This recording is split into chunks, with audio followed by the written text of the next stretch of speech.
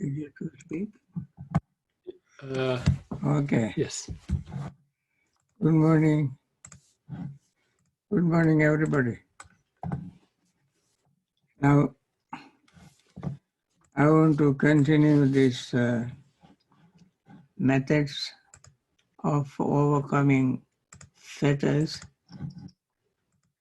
or overcoming ignorance, overcoming what you call asavas, all the same. Overcoming ignorance, overcoming asavas, overcoming fetters, linked together. Now we deal with the 7 methods, 7 steps of overcoming asava influxes. I mentioned 3 of them yesterday, I think last 2 days. One is overcoming by vision, seeing the truth. Second is restraining. Third is using. And the fourth is abandoning. When that is where we need great effort. You remember in the Noble Eightfold Path, number 6 is right effort, 7 right mindfulness, 8 right concentration. In the right effort section, there are 4-fold effort. One is to prevent, other is to abandon, the third is to arouse, and fourth is to develop. Now, here we talk about abandoning. When any asava, there are 4 asavas, kamasava, bhavasava, ditthasava, avidyasava, influx of greed, influx of becoming, influx of ignorance, ignorance of wrong view. Once any of these influxes obsess our mind, we will not be able to see the truth. Therefore, we have to make a 4th effort to overcome or abandon whenever unwholesome mental state arise.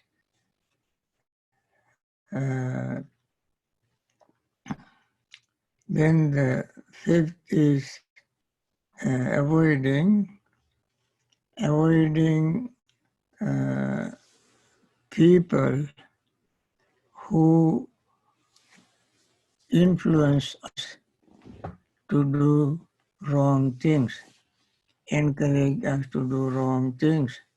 And that is why in Mangala Sutta, Buddha said not associating with the foolish is a blessing.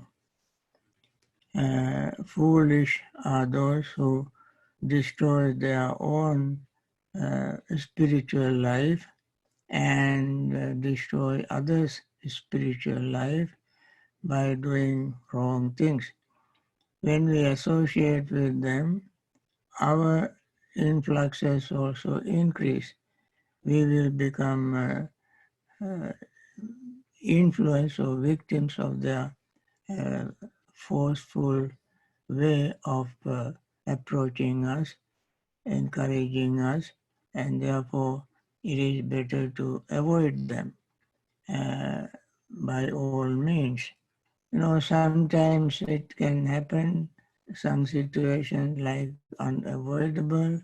Sometimes you live with somebody, that person may try to influence you to change your understanding and trying to uh, drag into his own or her own views, understanding, and you sometimes become so tired of this, uh, you know, uh, persuasions, uh, and you simply pray fall into their uh, influence, power. And therefore, it is difficult sometimes to avoid them, but still we have to have the intention to avoid as at the first available moment. Then we have to avoid very rough, tough uh, areas where there are thorns, rocks, and very dangerous wild plants, trees, thorny plants and trees, and so on.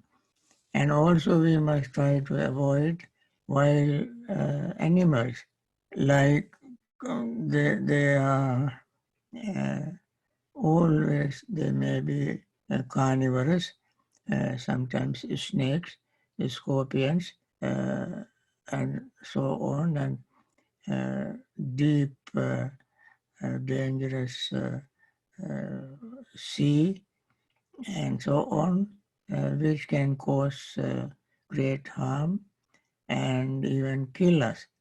And also avoid,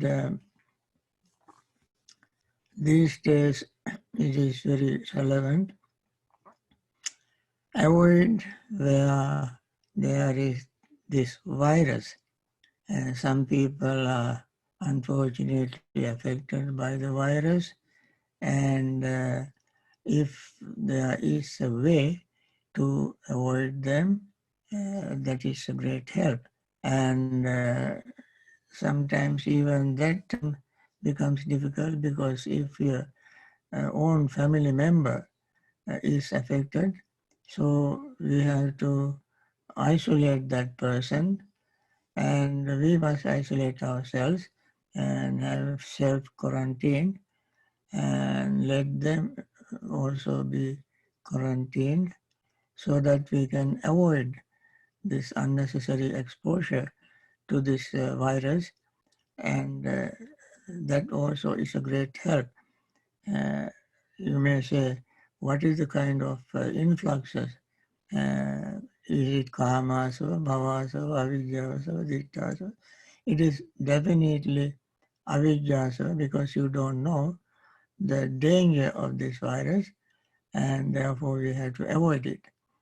So not only people, animal, places, uh, and situations we have to avoid. And there are people who are very much into illicit drugs, that in some societies is great nuisance, and people get into all kind of troubles, murder, stealing, gang fights, and killing, and also causing governments a great deal of wealth, finance to rehabilitate them, and so forth. We have to avoid such uh, situations. And these are the influxes that we have to avoid. So sometimes people are very friendly, very apparently very cordial, and yet the motive behind them is to influence you to get into their trap and sell uh, drugs, and you will be eventually their one-time customer, another time agent, and then you get into trouble. And drugs and drinks gambling, things like that can destroy our peace and happiness. So those things, you may know many more. I simply mention few from the from our understanding of the text and so on. So whatever uh, prevents you from freeing your mind, cleansing your mind, liberating your mind from defilements, we must by all means avoid them. Now with this note, I like to start our morning session with the recital of Metta practice. Okay, could you make it a little bigger? Mm-hmm.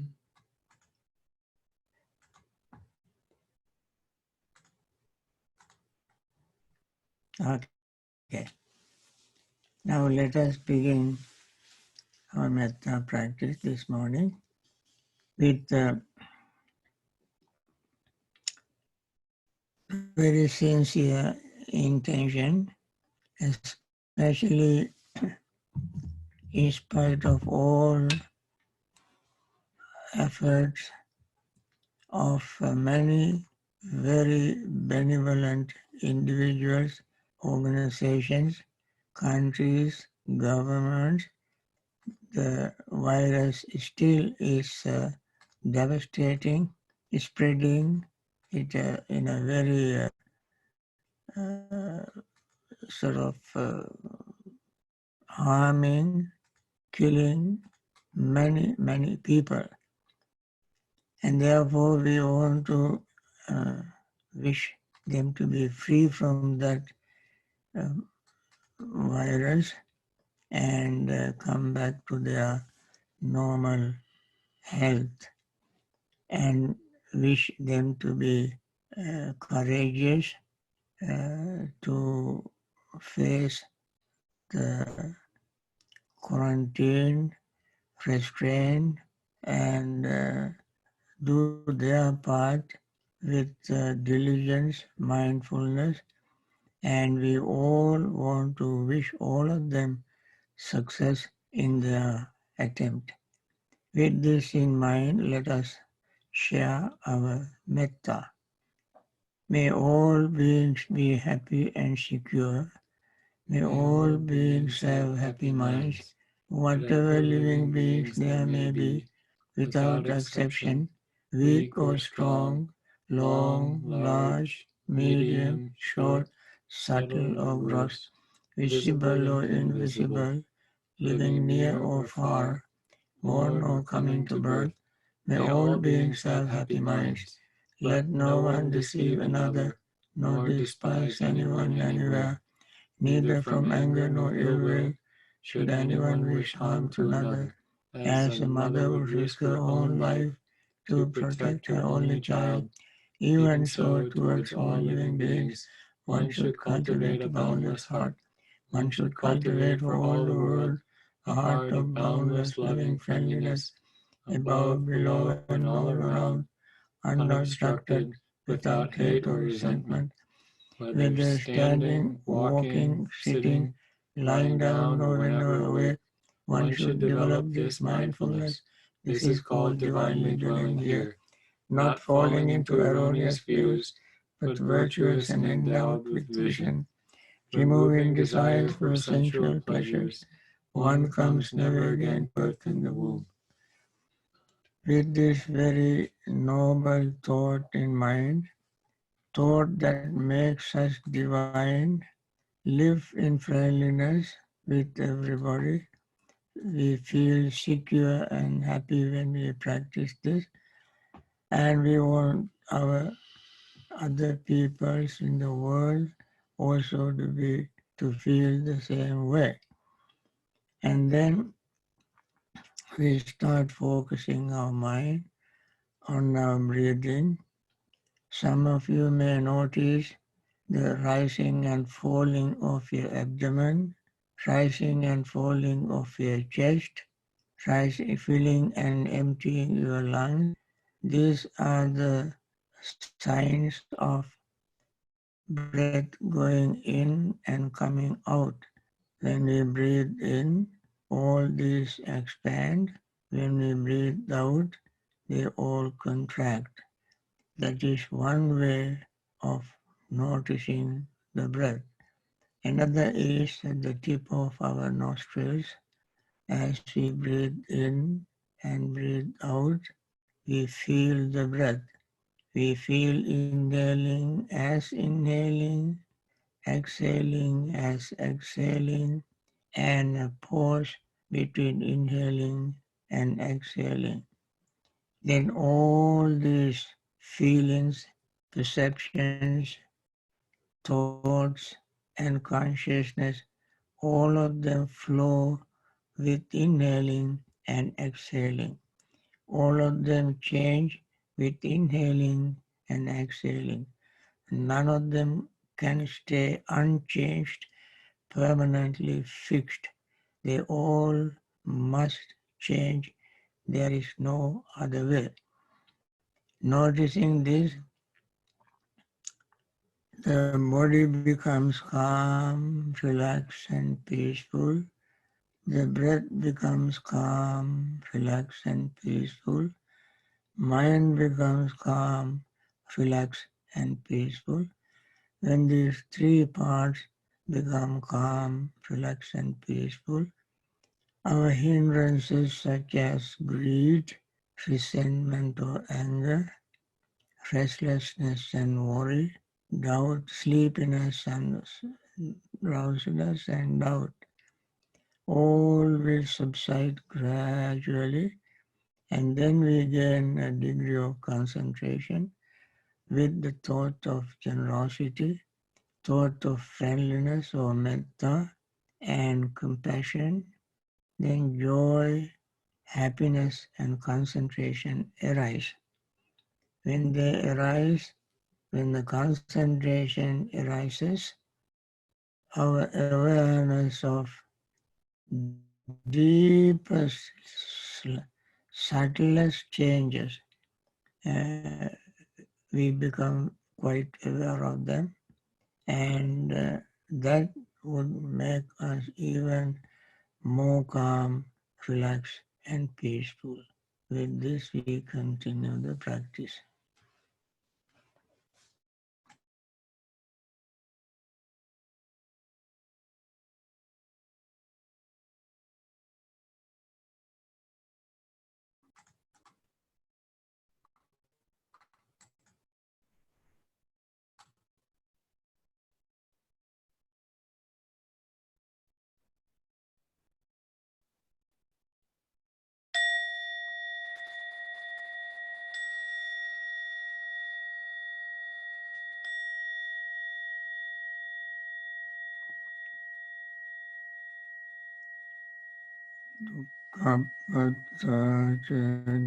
Dukkha bhayapatta nibbhaya sokapatta nisoka hontu sabbe pipanino. May the suffering be free from suffering. May the fear struck be free from fear. May the grieving be free from grief. So too may all beings be. This is our very earnest, sincere wish that we make together as one body, one mind, with one intention, that is to make all these suffering beings be free from the suffering. Those who are sick recover very quickly. Those who are supporting them to recover also remain healthy, strong, courageous.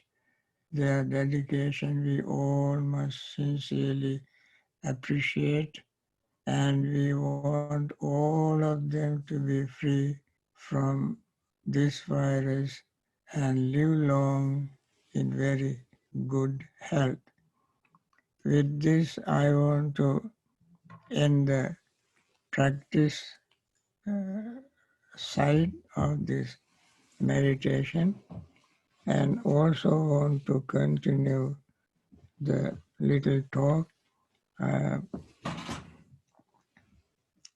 is the sixth way of overcoming influxes, asava, that is called vinodana. Vinodana is removing. It is said kama vitakam. There are three kinds of vitakka: kama, vyapada, vihinsa. We mentioned them earlier, and the right thought in the dependent, what you call, Noble Eightfold Path. Uppannam kama vitakam nad vinodeti bhyanti karoti nadivaseti vinodeti bhyanti karoti anubhavam gameti. Uppannam vyapadi vitakam nadivaseti vinodeti bhyanti karoti anubhavam gameti. Uppannam vyapadi vitakam nadivaseti vinodeti bhyanti karoti anubhavam gameti. Uppanne papake akusale dhamme nadivaseti vinodeti bhyanti karoti anubhavam gameti. This means whenever sense desire obsess our mind, possess our mind, and blocks our views of right understanding, then immediately we become mindful and remove them from our mind at that time. So the purpose of practice is to free the mind from defilements, free the mind from this asava, the influx. The thought of sensual pleasure arises, as we repeated earlier, through our eyes, ears, nose, tongue, body, and mind. As they arise, we must be immediately mindful and let them go. Nadivaseti, not tolerate, vinodeti, abandon, bhyanti karoti, remove, anubhavangameti, make it non-existence in our mind.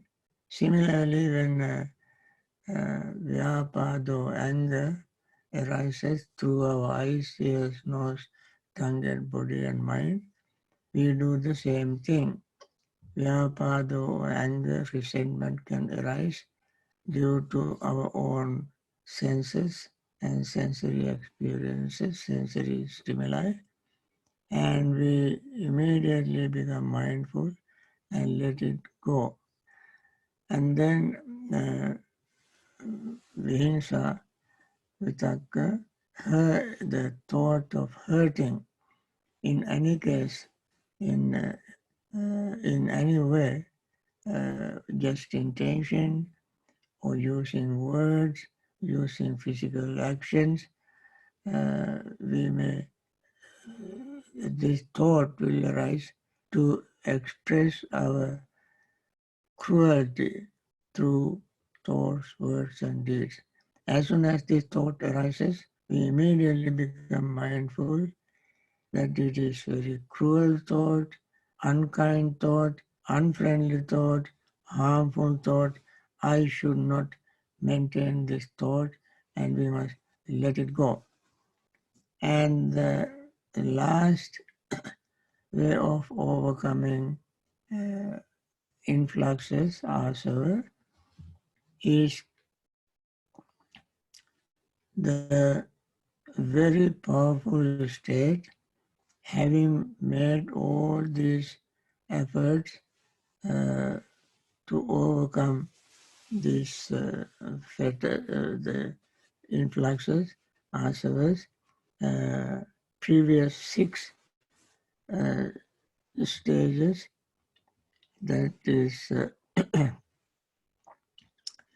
restraining senses and what you call through our vision, number one, restraining senses and using material things that we use and abandoning and avoiding and by removing as soon as they rise. When these 6 steps are taken, then mind becomes very strong and powerful, and that is the stage where the factors of enlightenment should develop. This is a subject by itself, but I like to give it in very brief summarily. That is number one, mindfulness factor. Anytime, friends, this moment we meditated on develop our mindfulness. Now, few minutes we develop. That is that also will add up to mindfulness factor of enlightenment. Anytime, anywhere, whether sitting on the cushion or standing, walking, lying down, having conversation, and any moment we develop or we become mindful of impermanence, unsatisfactoriness, selflessness, and letting go. Anytime we practice mindfulness with a clear comprehension uh, to see the purpose of our practice, our domain, our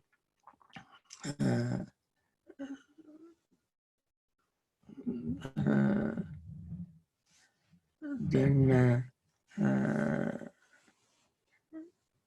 the practice, our aim of attaining of the practice, keeping all this in mind, we practice mindfulness. When we practice mindfulness, that mindfulness, no matter how brief, how short it is, that will add up. It is just like drop of water falling to the top of mountains, eventually turns into rivers through tributaries, rivulets, and rivers, and then turn into big rivers. And similarly, every time we practice mindfulness, that adds up to our total mindfulness factor of enlightenment. Therefore, don't think that we have to practice mindfulness of enlightenment at one sitting or several sittings to make it a factor of enlightenment. Every fraction of mindfulness adds up to the factor of enlightenment. And that way we can overcome influxes, asavas, karma asava, bhava asava, the influx of sense pleasures, influx of becoming, influx of ignorance, and influx of wrong view. We overcome by practicing mindfulness, factor of enlightenment. And then second is the investigation factor of enlightenment. That means we have to investigate Dhamma, any part of Dhamma we learn, discuss, read, we must question ourselves, ask ourselves the meaning of these words and their context, how it affects our practice, how it helps us liberate ourselves from samsara, and so forth. We question the Dhamma. Investigation always is a part of our inquisitive mind. We question and just not have simple faith, but investigate. Then that becomes, whenever we investigate in our Dhamma discussions, when we meet friends, when we read books, when we listen to Dhamma, whenever we make investigation, even for a short period of time, even at a conference, we ask the question on Dhamma, we add up our investigation factor of enlightenment. One day this will become a very big force to be very wise uh, individual. Then third is making effort. Effort in the Noble Eightfold Path. I mentioned fourfold effort. Effort to prevent, effort to overcome, effort to introduce, arouse, and effort to overcome, effort to cultivate. These are the fourfold effort. When we make effort, when we investigate, we become more and more uh, encouraged, and that it end up in making more effort. When we make effort, we see better understanding, better results. The more we see good results, we are very glad. That is some what you call passaddhi, joy factor of enlightenment. We really becomes very joyful whenever we see the truth. And Buddha mentioned it several times, yato yato sammasati khandanam udayabhyam labhati priti pamajjam amatantang vijanatan. Whenever we see rising and falling of aggregates, we increase our wisdom, insight, understanding. As we increase wisdom and understanding, we become very pleased, joy arises in us. Really investigating and seeing the Dhamma and practicing more and more, making effort, we become it becomes very clear to us that this Dhamma is so wonderful, marvelous, it liberates us from suffering. When we see this from our own practice, from our own effort, that is a wonderful thing. That also will adapt to the factor of enlightenment, energy factor, what you call joy factor of enlightenment. Piti sambojjhanga. Of course, when we are full of joy, we become more and more serene, calm, relaxed, and peaceful. Not agitated, excited, and expressing emotions. When we have ordinary joy, we will laugh, talk, hug, uh, kiss, run, sing songs, even cry. All these emotions, the expressions we can see when we have ordinary mundane joy. But when we have a spiritual joy, the mind becomes more calm, more relaxed, more peaceful, serene, composed. Then that is called tranquility factor of enlightenment. Anytime we see the Dhamma and have this joy in meditation, in discussion, in reading, we get this joy and then we become tranquil, calm, relaxed and peaceful. That definitely becomes a factor leads to concentration. Concentration.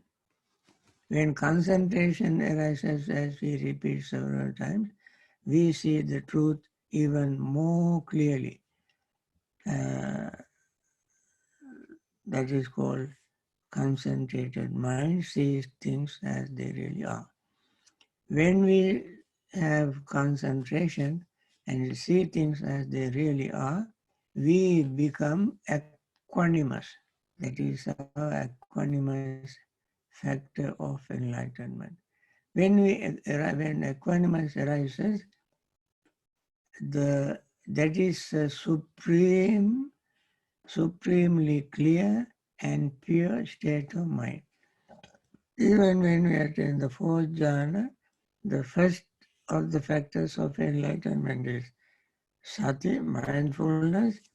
Last factor of enlightenment is equanimity.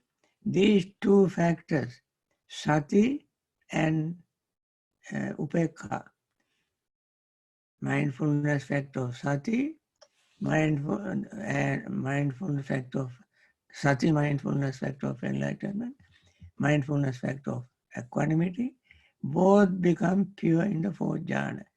When we gain concentration, Buddha said the upekha sati parisuddhim. Upekha sati parisuddhim. Parisuddhim means pure, clean. Both mindfulness and concentration becomes clear, pure. When both mindfulness and concentration are pure and clean, that is the state where we see the Four Noble Truths impartially, without any hesitation, reservation. We begin to see dukkha as dukkha, suffering as suffering, without any question in our mind. Cause of suffering as cause of suffering. End of suffering as end of suffering. And the path leading to the end of suffering as path leading to the end of suffering. These Four Noble Truths we see very, very clearly, and this is called the wisdom, true wisdom. And that, of course, is the total liberation from suffering. This is a very lofty goal. To achieve this, we have to overcome all these influxes by following these 7 factors, 7 methods, and then we achieve our goal. With these friends, I want to conclude this morning session, and once again I want to conclude this with expressing, sharing our metta with all living beings. And once again, we want to wish all of them to be free from this virus, and all those helping them, doctors, nurses, and so on, and all the facilitators, all those who are financially and materially support them, all those who pray for them, chant, recite for them, wishing them to be free from this disease and to wipe out this virus from earth. With this wish, I want to end this session. Thank you very much for joining us to make this wonderful wish for the well-being and happiness of all beings. See you tomorrow morning at 10.